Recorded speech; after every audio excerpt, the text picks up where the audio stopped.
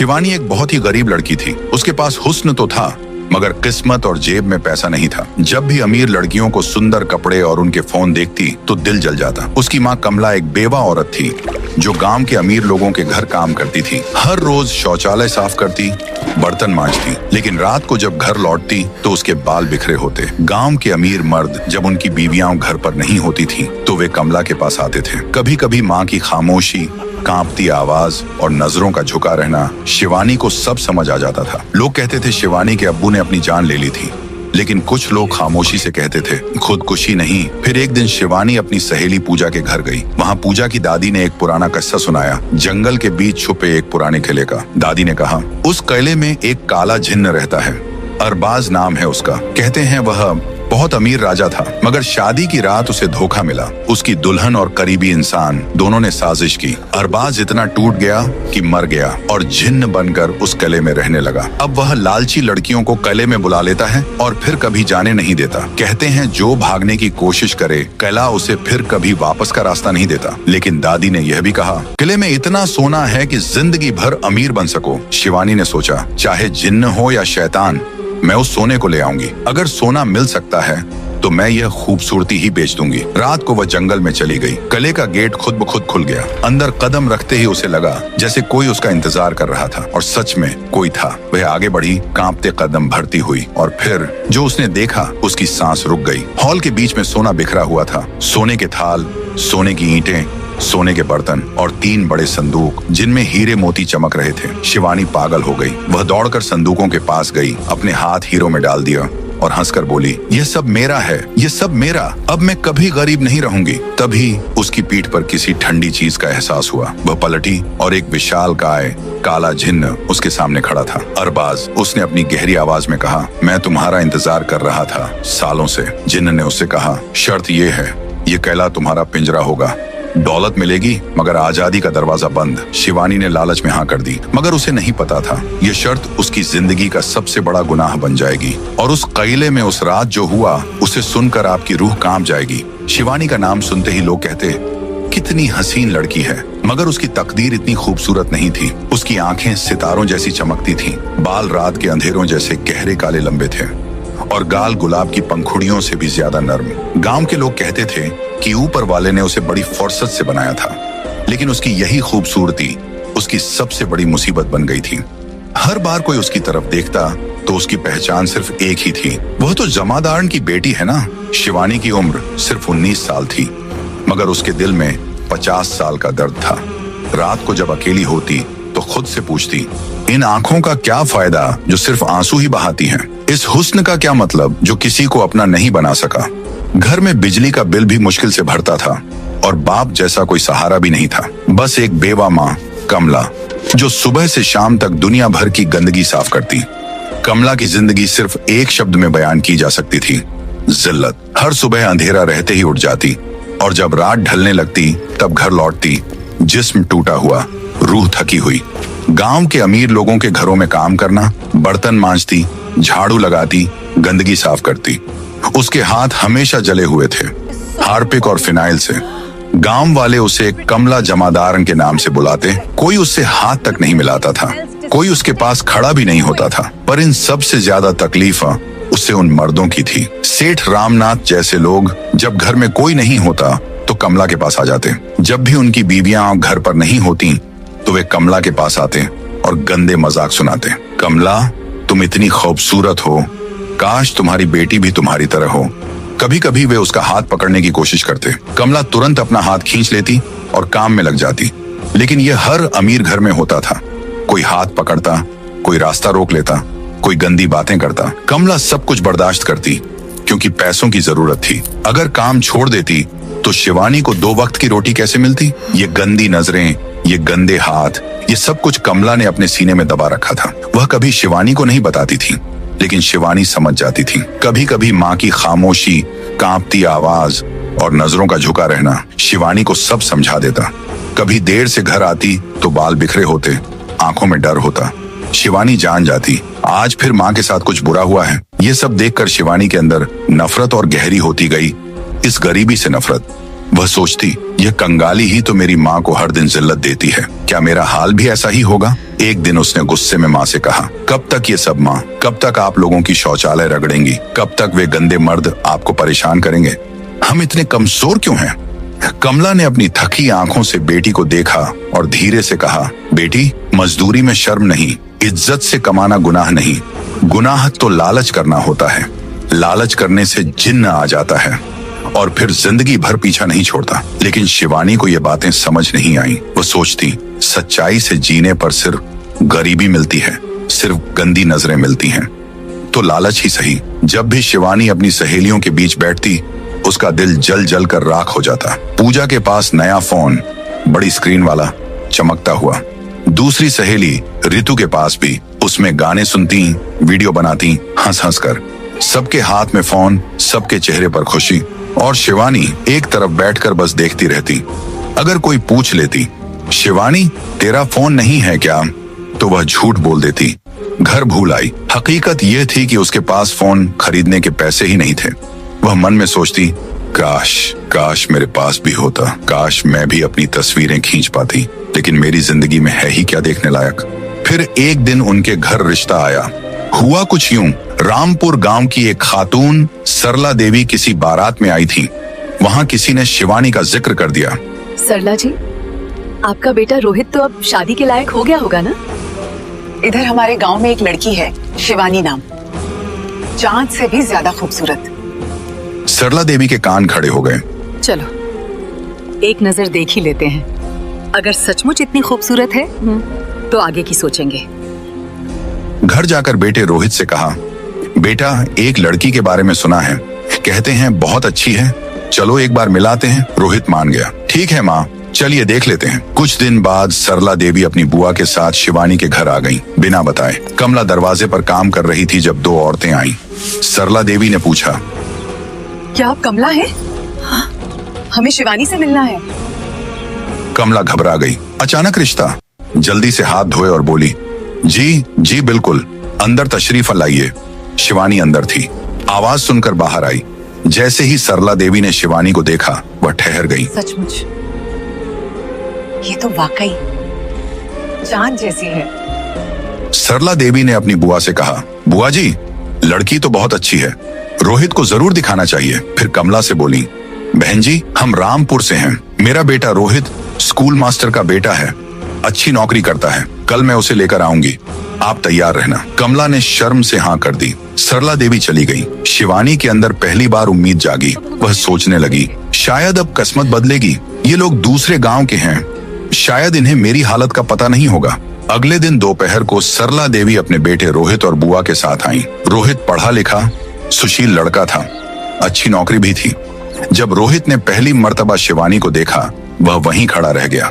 शिवानी ने सीधी सादी सलवार कमीज पहनी थी, मगर उसकी खूबसूरती ऐसी थी कि किसी सज संवर की जरूरत ही नहीं थी। रोहित की आंखें उससे हट ही नहीं रही थीं।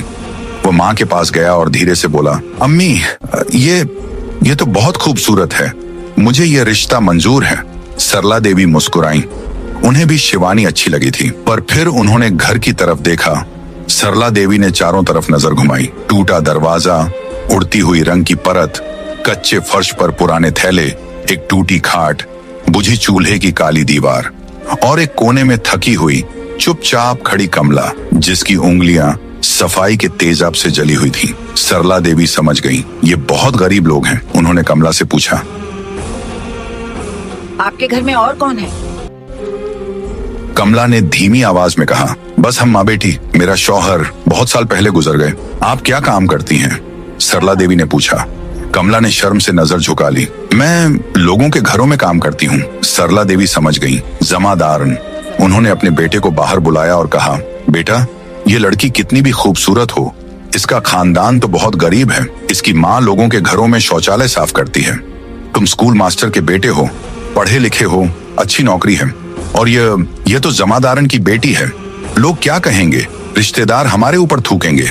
रोहित ने कहा, अम्मी, मुझे कोई परवाह नहीं, मैं शिवानी से ही शादी करूंगा। लेकिन सरला देवी ने सख्त आवाज में कहा, नहीं बेटा, ये रिश्ता नहीं हो सकता, हम अपनी इज्जत खराब नहीं कर सकते।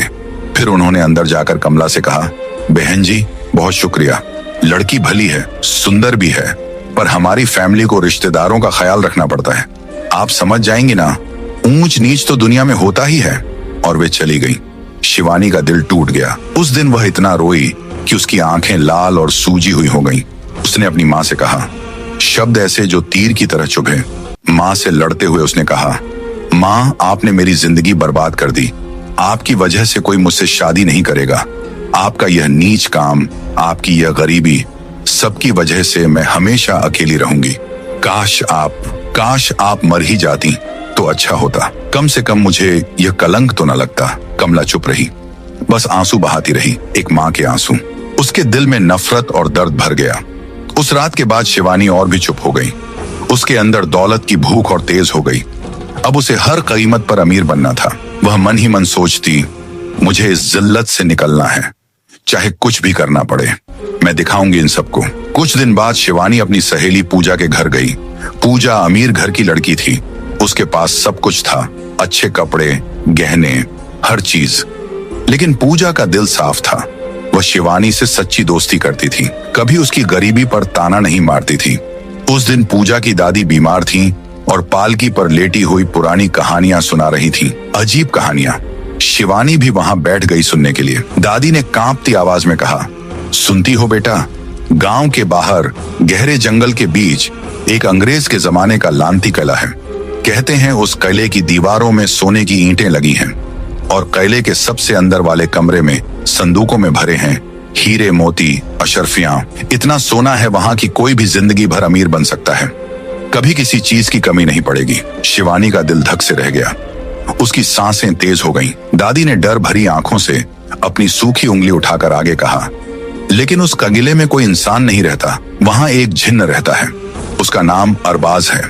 जब वह जिंदा था, अंग्रेज के जमाने में वह बहुत अमीर राजा था, बहुत ताकतवर। उसकी शादी होने वाली थी, बहुत धूमधाम से। लेकिन जिस लम्हे उसकी जिंदगी नई शुरू होने वाली थी, उसी लम्हे एक साजिश ने अरबाज को खामोशी के अंधेरों में धकेल दिया और तब से वह भटकता रहा।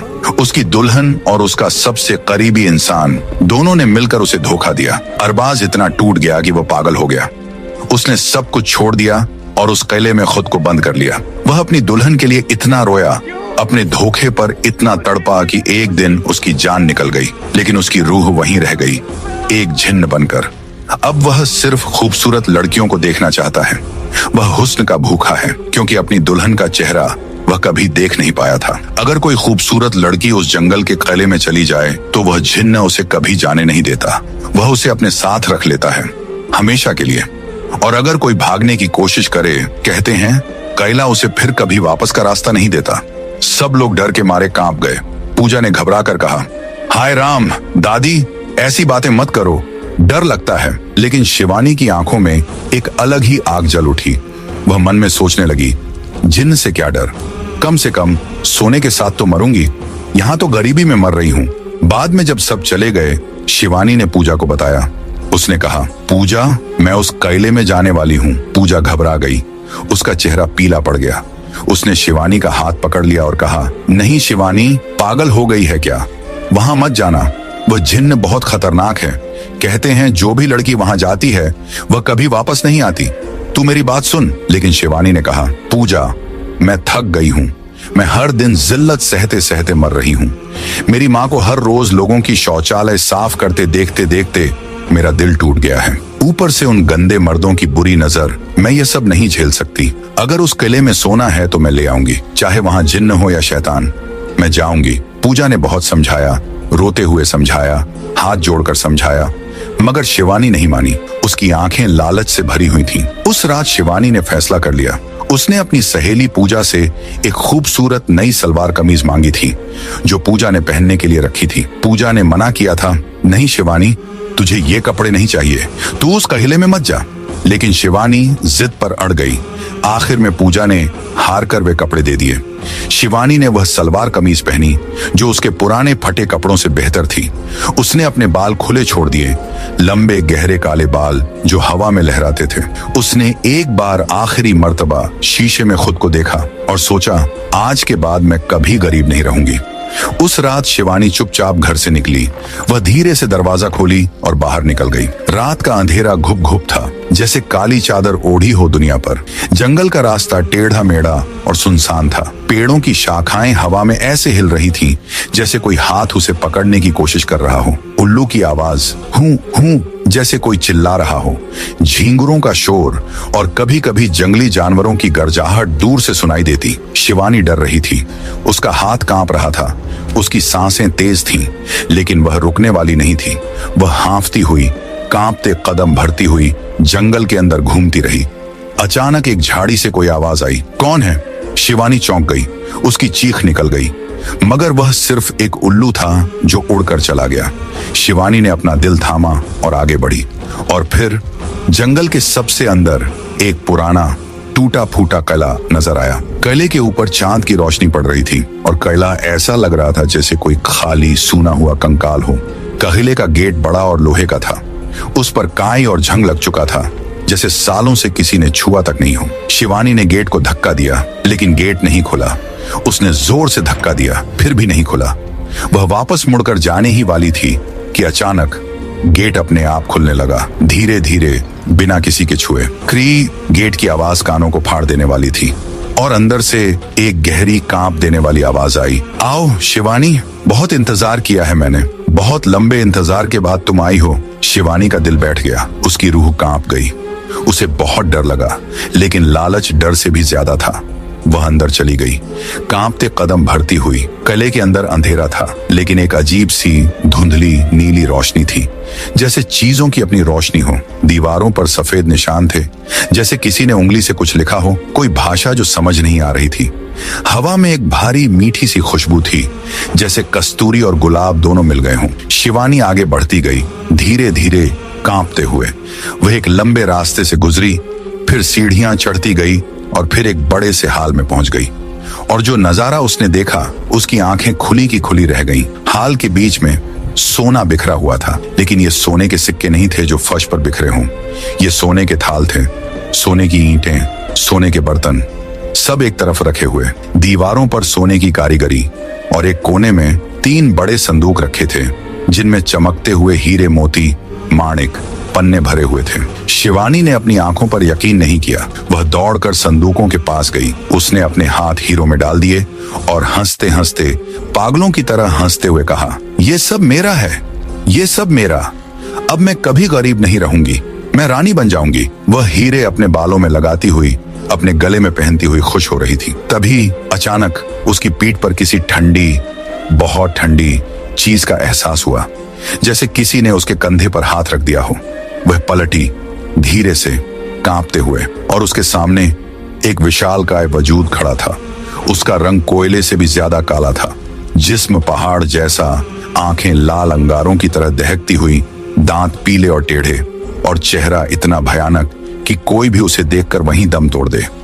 वह अरबाज काला जिन्न था। शिवानी चीख नहीं सकी, आवाज ही नहीं निकली, गला सूख गया। वह पीछे हटने लगी, पर उसके पांव जमीन में जैसे जम गए। जिन्न ने अपनी गहरी भयानक आवाज में कहा, डरो मत शिवानी, मैं तुम्हें नुकसान नहीं पहुंचाऊंगा। शिवानी कांप गई। तुम्हें मेरा नाम कैसे पता? जिन्न मुस्कुराया, एक भयानक मुस्कान। मैं तुम्हारे बारे में सब कुछ जानता हूं शिवानी। मैं तुम्हें बहुत दिनों से नहीं, सालों से देख रहा हूं। मैं तुम्हारी गरीबी और दर्द को दूर से महसूस करता था। जब तुम अपनी गरीबी पर रोती हो, मैं वहां होता हूं। वह शिवानी की तरफ बढ़ा, तैरता हुआ, जमीन को छुए बिना। तुम्हारी खूबसूरती ने मुझे तुम्हारा दीवाना बना दिया है। मैं इतना अकेला हूं, इतना तन्हा, सदियों से। अब वह चेहरों नहीं, इंसान की कमजोरी को पहचानता है। तुम्हारी कमजोरी, तुम्हारा लालच ने तुम्हें यहां तक ले आई, और अब कला तुम्हारी सांस तक गिनेगा। मुझे यकीन था कि दौलत की चमक एक दिन तुम्हें मेरे पास ले आएगी, और देखो तुम आ गई। शिवानी ने कांपते हुए पूछा, तुम क्या चाहते हो? जिन्न ने सोने और हीरों की तरफ इशारा किया। ये सब तुम्हारा हो सकता है। हर एक सिक्का, हर एक हीरा, हर एक चीज, तुम यहाँ रानी बनकर रह सकती हो। शिवानी की आंखों में लालच की चमक वापस लौट आई, लेकिन जिन्न ने अपनी लाल आंखें उसकी तरफ घुमाते हुए कहा, मगर इसकी एक शर्त है। क्या शर्त? शिवानी ने पूछा। शर्त यह है कि तुम्हें मेरे साथ रहना होगा। यहाँ इस कले में हमेशा के लिए, या कम से कम तब तक जब तक मेरा मन न भर जाए। शिवानी सन्न रह गई। जिन्न ने आगे कहा, तुम्हें यहाँ दुनिया की हर वह चीज मिलेगी जो तुमने सपने में भी नहीं देखी होगी। सुंदर कपड़े, लजीज खाना, हीरे जवाहरात, सब कुछ। मगर शर्त यह है, ये कैला तुम्हारा पिंजरा होगा। दौलत मिलेगी मगर आजादी का दरवाजा बंद। शिवानी के दिल में तूफान उठ खड़ा हुआ। उसके सामने दो रास्ते थे। एक तरफ उसकी गरीबी, जिल्लत, माँ की गरीबी, उन गंदे मर्दों की बुरी नजर, जमादारन की बेटी होने की शर्म। दूसरी तरफ सोने से लदा ये किला जिसकी पहरेदारी ये भयानक जिन्न कर रहा था। शिवानी ने अपनी आंखों में आखिरी बार अपनी माँ का चेहरा देखा, उन थके हुए हाथों को, उन जले हुए उंगलियों को, और फिर उसने अपनी आंखें बंद कर ली। मैं यह जिल्लत और नहीं सहूंगी, चाहे कीमत कुछ भी हो। उसने हाँ कर दी। ठीक है, मैं यहाँ रहूंगी। अरबाज की लाल आंखें और भी चमक उठी। उसकी भयानक मुस्कुराहट और भी बदसूरत हो गई। तुमने बहुत अच्छा फैसला किया शिवानी, अब तुम मेरी हो हमेशा के लिए। शुरुआत के दिन बहुत अच्छे गुजरे, बिल्कुल सपने जैसे। अरबाज शिवानी को हर चीज देता। वह उसके लिए सुंदर कपड़े लाता, रेशम और मखमल के, जिन्हें शायद किसी अंग्रेज की दर्जी ने बनाया होगा। वह उसके लिए खाना लाता जो अंदर से ठंडा लेकिन स्वादिष्ट होता। हीरे जवाहरात उसके लिए खिलौने बन गए थे। अरबाज उससे घंटों बातें करता। वह अपनी सदियों की तन्हाई के किस्से सुनाता। वह शिवानी की हर ख्वाहिश पूरी करता, सिवाय एक के, कैले से बाहर जाने की। शिवानी बहुत खुश थी पहले कुछ दिनों तक। उसे लगा मैंने सही फैसला किया। लेकिन धीरे धीरे हफ्तों से महीने और महीनों से साल गुजरने लगे और सब कुछ बदलने लगा। बिल्कुल बदल गया। वही सोना अब उसे पीला पत्थर लगने लगा था। वही हीरे अब कांच के टुकड़े लगते थे। किले की विशाल खामोश दीवारें उसे खाने को दौड़ती हुई लगती थीं। उसे अब गांव की धूल भरी गलियां याद आने लगी। अपनी माँ के हाथों की बनी रूखी सूखी रोटी, पूजा की बेमतलब की बकबक, गांव के बच्चे। अरबाज हर पल उस पर पहरा रखता, जैसे किला उसकी सांस तक गिन रहा हो। उसका प्यार अब प्यार नहीं रहा, एक पहरा बन गया था। वह खूबसूरत तो थी, लेकिन अब उसकी खूबसूरती को देखने वाला कोई नहीं था, सिवाय एक जिन्न के। वह दुनिया की सबसे अमीर कैदी बन गई थी। एक दिन शिवानी ने किले में घूमते हुए एक पुराना दरवाजा देखा। वह दरवाजा किले के सबसे पीछे की तरफ था, जहां वह कभी नहीं गई थी। उसने अरबाज से पूछा, ये दरवाजा कहाँ जाता है? अरबाज ने कहा, देखो शिवानी, यहाँ सब कुछ है, सिर्फ एक चीज नहीं है, आजादी। शिवानी ने कहा, दरवाजा तो है। अरबाज मुस्कुराया, दरवाजा तो है, मगर चाबी तुम्हारे पास नहीं। चाबी तुम्हारी आजादी थी जो तुमने खुद ही तोड़ दी। शिवानी चुप हो गई। एक रात वह किले की खिड़की पर खड़ी बहुत रो रही थी। चांद पूरा था और उसकी रोशनी में नीचे दूर उसका गांव एक छोटे से दिए की तरह टिमटिमा रहा था। अरबाज उसके पास आया, अपनी काली परछाई तैरती हुई, और भारी आवाज में पूछा, तुम्हारे पास दुनिया की हर दौलत है शिवानी, मैं तुम्हारे एक इशारे पर आसमान से चांद तोड़ लाऊं, फिर भी तुम्हारी आंखों में ये आंसू क्यों हैं? शिवानी का सब्र टूट गया। वह चीख कर बोली, मुझे ये दौलत नहीं चाहिए, मुझे ये सोना नहीं चाहिए, मुझे आजादी चाहिए, मुझे अपनी माँ के पास जाना है। मैं थक गई हूँ इस पिंजरे में रहते रहते। अरबाज खामोश हो गया। उसकी दहकती लाल आंखों में आज एक अजीब सी उदासी थी। उसने गहरी सांस ली और बोला, तुम्हारी माँ ने भी यही गलती की थी। शिवानी चौंक गई।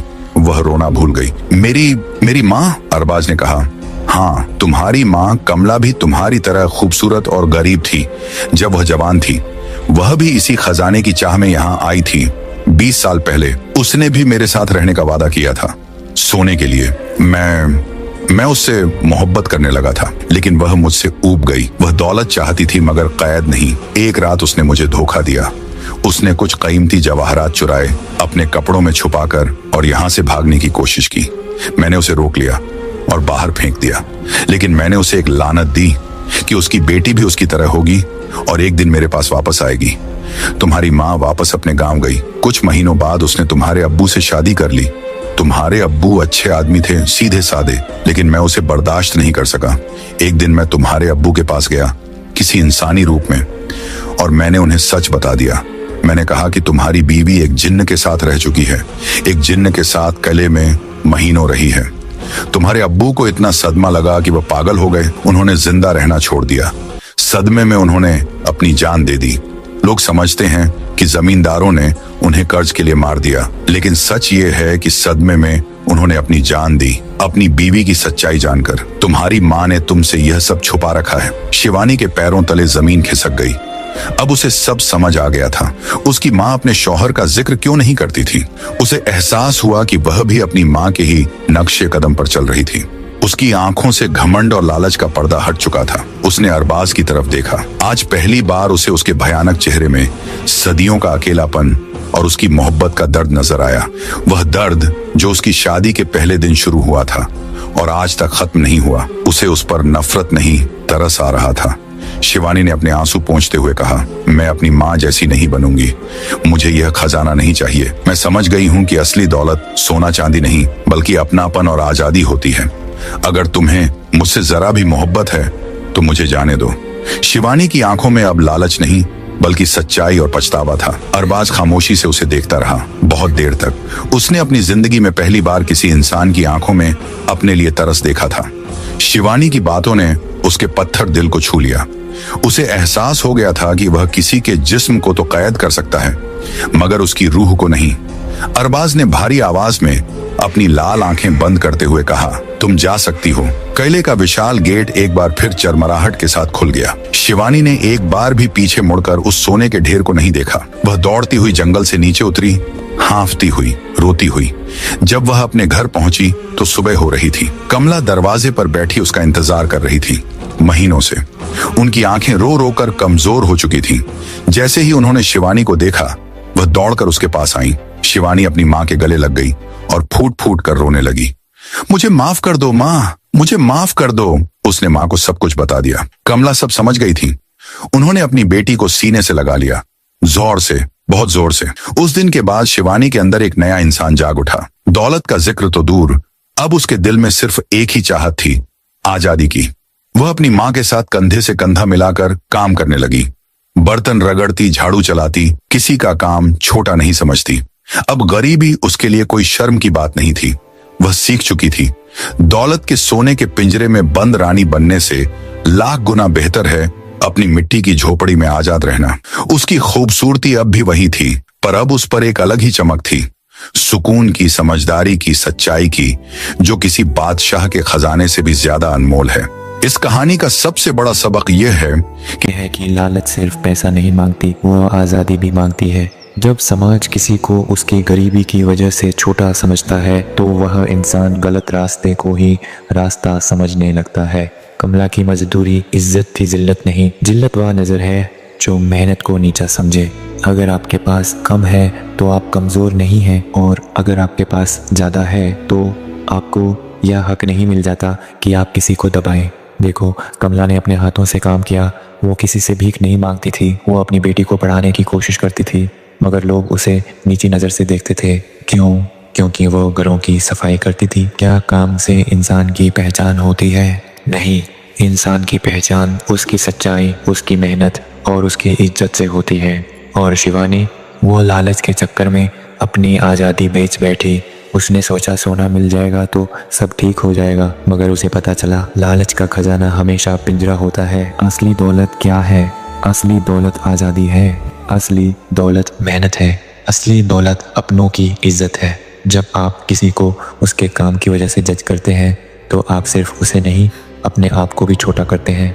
जब आप किसी गरीब को नीची नज़र से देखते हैं तो आप उसके अंदर एक आग भड़काते हैं, एक ऐसी आग जो कभी कभी गलत रास्ते पर ले जाती है। समाज की जिम्मेदारी है कि वह हर इंसान को इज्जत दे, चाहे वह जमादारन हो, चाहे मजदूर हो, चाहे कोई भी हो। मेहनत कभी छोटी नहीं होती। और हाँ, अगर आपके साथ भी कभी गलत हुआ है, अगर आपको भी कभी किसी ने सिर्फ इसलिए नीचा दिखाया है क्योंकि आप गरीब हैं, तो याद रखना यह उनकी सोच की कमी है, तुम्हारी नहीं। अगर यह कहानी आपको कुछ सोचने पर मजबूर करे तो इसे लाइक ज़रूर करें। क्या आपने कभी मेहनत करने वालों को छोटा समझा है? क्या आप भी समाज को बदलने में अपना हिस्सा दे सकते हैं? अपने विचार ज़रूर साझा करें, और ऐसी ही सोच बदलने वाली कहानियों के लिए चैनल को सब्सक्राइब करना मत भूलें।